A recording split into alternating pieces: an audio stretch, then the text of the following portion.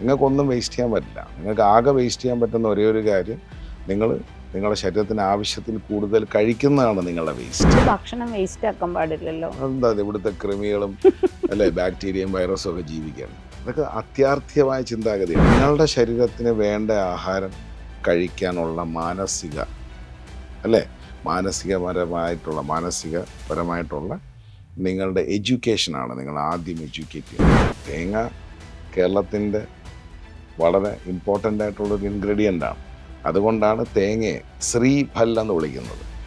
ഇപ്പോൾ ശ്രീ ഗീത എന്ന് പറയുന്നത്, ശ്രീമതി ഗീത അല്ലെ ശ്രീ വിജയൻ എന്നൊക്കെ പറയുന്ന പോലെ ശ്രീ ചേർത്തിട്ട് ഒരേ ഒരു ഫല്ലേ ഉള്ളു ഈ യൂണിവേഴ്സിൽ, അത് തേങ്ങയാണ്. ഞാൻ 1200 കാലറിയിൽ ഡയറ്റ് പിടിച്ച് നിർത്തിയിരിക്കുന്ന ഒരാളാണ്.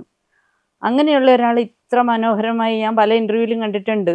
ലാമ്പ് ബിരിയാണി ഉണ്ടാക്കുന്ന എങ്ങനെയാണെന്നൊക്കെ പറഞ്ഞ് എന്നെ വിഷമിപ്പിക്കാൻ പോകുന്ന ഒരാളോടുള്ള ഇൻ്റർവ്യൂ ആണ്.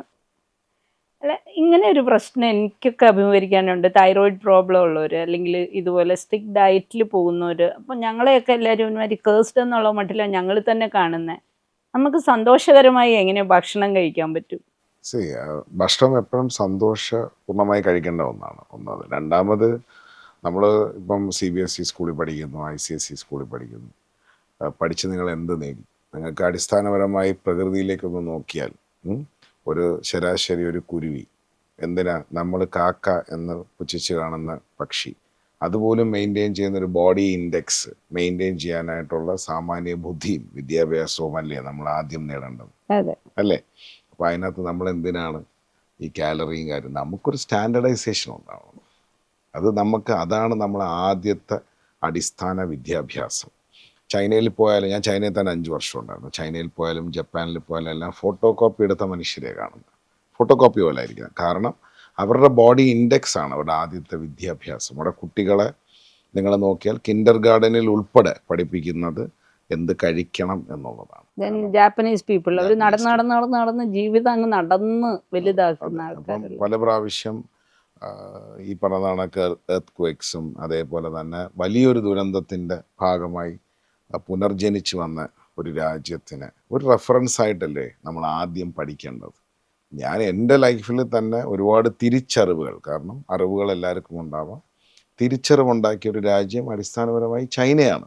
കാരണം ചൈനയിലുള്ള എൻ്റെ 5 വർഷത്തെ ജീവിതത്തിലാണ് ഒരു ശരീരത്തിന്, ഒരു ബോഡി ഇൻഡെക്സിനെ എങ്ങനെ പ്രണയിക്കണം എന്നെനിക്ക് മനസ്സിലാക്കാൻ പറ്റും. അപ്പം ഞാൻ നേരത്തെ പറഞ്ഞെടുത്ത് തിരിച്ചു വരാം.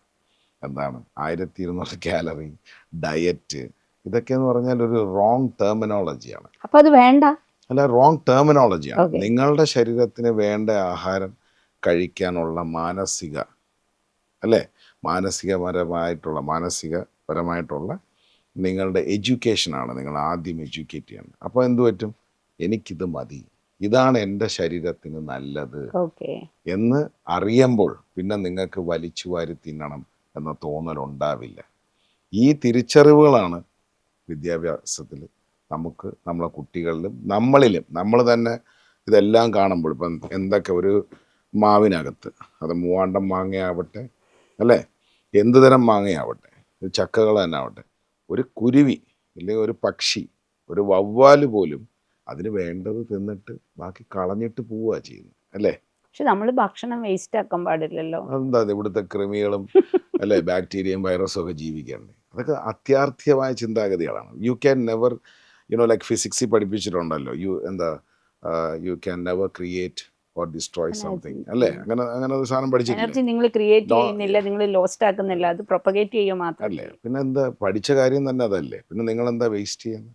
നിങ്ങൾക്കൊന്നും വേസ്റ്റ് ചെയ്യാൻ പറ്റില്ല. നിങ്ങൾക്ക് ആകെ വേസ്റ്റ് ചെയ്യാൻ പറ്റുന്ന ഒരേ ഒരു കാര്യം, നിങ്ങളുടെ ശരീരത്തിന് ആവശ്യത്തിൽ കൂടുതൽ കഴിക്കുന്നതാണ് നിങ്ങളുടെ വേസ്റ്റ്.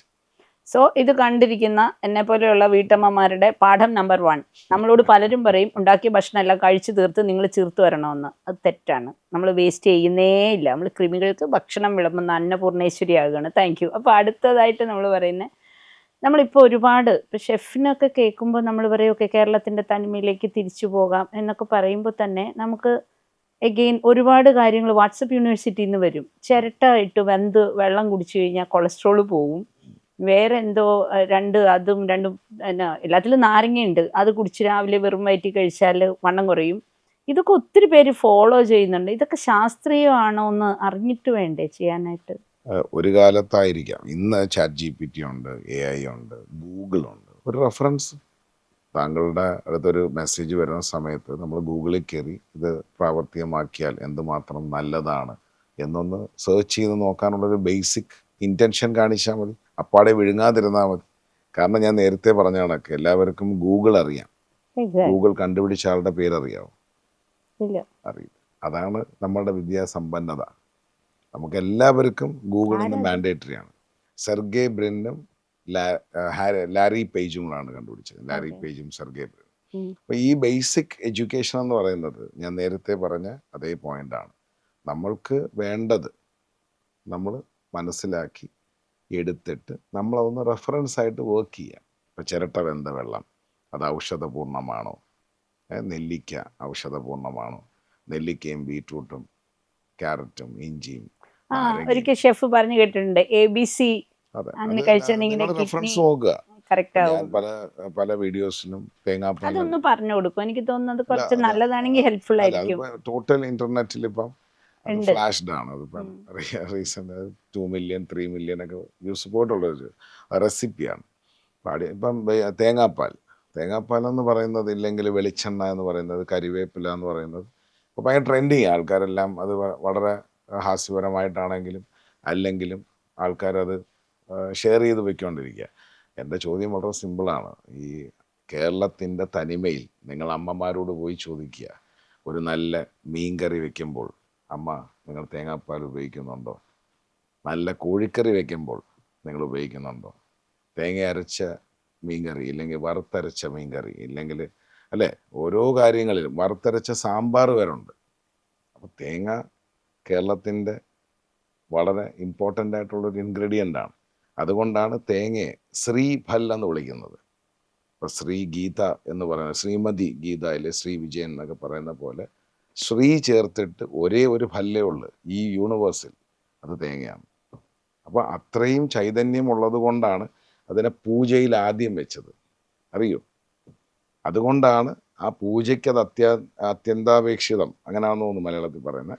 അതുകൊണ്ടാണ് അതിനെ വേൾഡിൽ മൊത്തം ട്രാവൽ ചെയ്ത് ആൾക്കാർ ഏത് പൂജയ്ക്കും അത് ആവശ്യമായതുകൊണ്ട് അവിടെ കൃഷിയും തുടങ്ങി. കാരണം മനുഷ്യൻ്റെ ആവശ്യത്തിന്, ശാരീരിക ഗുണങ്ങൾക്ക് വളരെ ഇമ്പോർട്ടൻ്റ് ആയിട്ടുള്ള ഒരു ഫലമാണ് ശ്രീഫൽ തേങ്ങ.